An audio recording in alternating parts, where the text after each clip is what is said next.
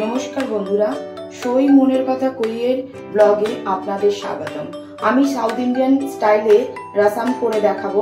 এর জন্য কি কি লাগছে আমার ঠিক 2 চামচ জিরে, 1 চামচ ধনে, 1 চামচ গোটা গোলমরিচ আর ঠিক একটা শুকনো লঙ্কা। এইগুলোকে আমি জল ছাড়াই আদা পেস্ট করে নিয়ে আসছি। দেখুন বন্ধুরা, এখন আমি এই ইয়েটাকে আদা গ্রাইন্ড করে নিয়ে এসেছি। ঠিক এইভাবে একটা গ্রাইন্ডটা এইভাবে হবে, দেখে নিন। মশলাটা ঠিক এইভাবে করবেন। এর মধ্যে আমি ঠিক 8 কোয়া রসুন না ছাড়িয়েই দেব, দিয়ে ঠিক একবার ঘুরিয়ে ঠিক একবার এটাকে আমি ঘোরাবো, ঘুরিয়ে নিয়ে আসছি। দেখুন বন্ধুরা, রসুনটা দিয়ে আমি ঠিক ওই মশলাগুলোর সাথে রসুনটা দিয়ে ঠিক এইরকম একটা পেস্ট তৈরি করে নিলাম। দেখুন বন্ধুরা, এখন আমি আপনাদেরকে দেখাবো এই 1 লিটার আমি একটা বোলের মধ্যে 1 লিটার জল নিয়েছি। এই জলের মধ্যে আমি একটা ছোট্ট লেবুর আকারে তেঁতুল নিয়েছিলাম। সেই তেঁতুলটাকে ভালো করে 5 মিনিট রেখে দিয়েছিলাম। 5 মিনিট পর ভালো করে চটকে আমি তেঁতুল কাপটা বের করে নিয়েছি। এর মধ্যে আমি এখন দেব, যদি বড় সাইজের টমেটো হয় তাহলে একটা দিলেই হবে। আমি এখানে 2টো ছোট সাইজের টমেটো ঠিক এইভাবে কাট করে করে দিলাম।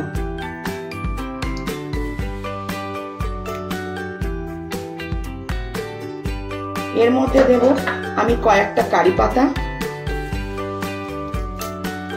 কারি পাতাগুলোকে এরকম একটু ছিঁড়ে দিলাম। আর দেব আমি ধনে পাতা। ধনে পাতাটা আমি আগে থেকে কেটেই রেখেছিলাম। একটু ধনে পাতা দিলাম। এর মধ্যে এখন আমি দেব নুন আর হলুদ। একটু নুন, একটু দিয়ে দিলাম নুন, আর দেব ঠিক একটুখানি হলুদ। একটুখানি হলুদ দিয়ে এবারে আমি এই মিশ্রণটিকে ভালো করে চটকে নেব। জলটা চটকে ঠিক এই রকম দেখাবে। এখন আমি কড়াই বসিয়েছি। কড়াইতে ঠিক 2 চামচ মতন সাদা তেল দেব।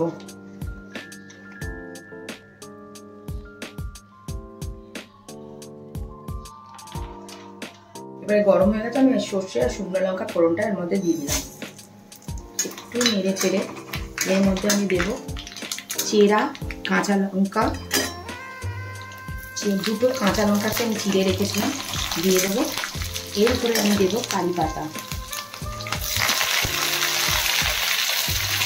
কারি পাতাটাকে একটু ফ্রাই করে আমার যে মশলাটা আগে থেকে রেডি করে রেখেছিলাম মিক্সিতে, এই মশলাটা এখন আমি এর মধ্যে দিয়ে দেবো।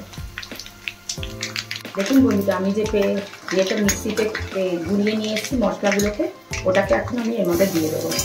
দিয়ে হালকা ভাবে এটাকে নেড়ে চেড়ে আমি এই রাসামটা এবারে এর মধ্যে ঢেলে দেবো।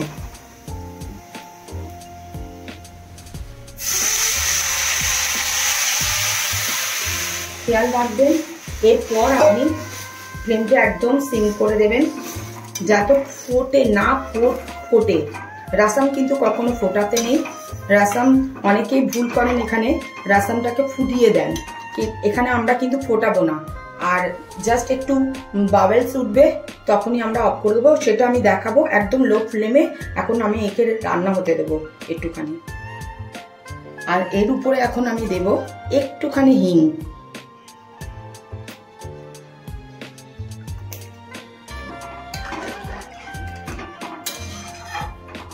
দেখুন বন্ধুরা, এরপরে আমি দেখাচ্ছি কতটুকু বাবেলস উঠলে তখন আমরা বন্ধ করব। বন্ধুরা দেখুন, আমার এবারে রাসামে সাদা সাদা বাবেলস গুলো উঠছে। ঠিক আমি ওই জায়গাগুলোতে একটু করে জল দিয়ে দেব, 1 ফোঁটা করে। আর হ্যাঁ বন্ধুরা, আপনাদের আর একটা কথা জানিয়ে দিই, এই যখন আমি এইটাকে রান্না হতে দিয়েছিলাম তখন কিন্তু আমি একবারও নাড়াইনি। আপনারাও কিন্তু একবারও নাড়াবেন না। যখন বাবলসটা উঠবে ঠিক এইভাবে জলটা দিয়ে দেবেন, দিয়ে এটাকে একদম অফ করে দেবেন। অফ করে দিলাম। এইবারে আমি উপর থেকে ধনে পাতাটা ছড়িয়ে দেব। ঠিক এইভাবে আমরা ধনে পাতাটাকে ছড়িয়ে দেব। এর যে একটা গন্ধ আসছে আপনাদের না বলে আমি মানে বিশ্বাস করবেন না যে কি সুন্দর একটা গন্ধ আসছে। আপনার বাড়ির আশেপাশেও আপনি যদি রসামটা করেন, আপনি দেখবেন আপনার বাড়ির আশেপাশেও বাড়িতে এই গন্ধটা ছড়িয়ে পড়েছে। তারা আপনাকে ঠিক এসে বলবে আপনি কি বানিয়েছেন। একবার আমার মতন এইরকম রসাম বানিয়ে ট্রাই করুন। আর এই গরমের দিনে তো অবশ্যই করে রসাম খান, শরীরকে ঠান্ডা রাখার জন্য এটা অবশ্যই একবার ট্রাই করে দেখুন। তো বন্ধুরা, আজকে আমার এই রসাম কমপ্লিট হয়ে গেল। আপনারা পুরোটাই দেখলেন আমি কিভাবে তৈরি করেছি। নিজেরা বাড়িতে বানিয়ে খান। আর সই মনের কথা কইকে দেখতে ভুলবেন না। আর আমাদেরকে ফেসবুকে যদি দেখে থাকেন ফলো করবেন। আর যদি ইউটিউব থেকে দেখে থাকেন তাহলে পাশে থাকা বেল আইকনটিকে প্রেস করে আমাদের পাশে থাকবেন, সাথে থাকবেন। আজকের মতন আমি বিদায় নিচ্ছি। নেক্সট দেখা হবে অন্য কোনো আরো সুন্দর সুন্দর রান্না নিয়ে আমরা আবার আপনাদের সামনে হাজির হব। নমস্কার। তো বন্ধুরা, আজকে আমার এই রসাম কমপ্লিট হয়ে গেল। আপনারা পুরোটাই দেখলেন আমি কিভাবে তৈরি করেছি। নিজেরা বাড়িতে বানিয়ে খান। আর সই মনের কথা কইকে দেখতে ভুলবেন না। আর আমাদেরকে ফেসবুকে যদি দেখে থাকেন ফলো করবেন। আর যদি ইউটিউব থেকে দেখে থাকেন তাহলে পাশে থাকা বেল আইকনটিকে প্রেস করে আমাদের পাশে থাকবেন, সাথে থাকবেন। আজকের মতন আমি বিদায় নিচ্ছি। নেক্সট দেখা হবে অন্য কোনো আরো সুন্দর সুন্দর রান্না নিয়ে আমরা আবার আপনাদের সামনে হাজির হব। নমস্কার।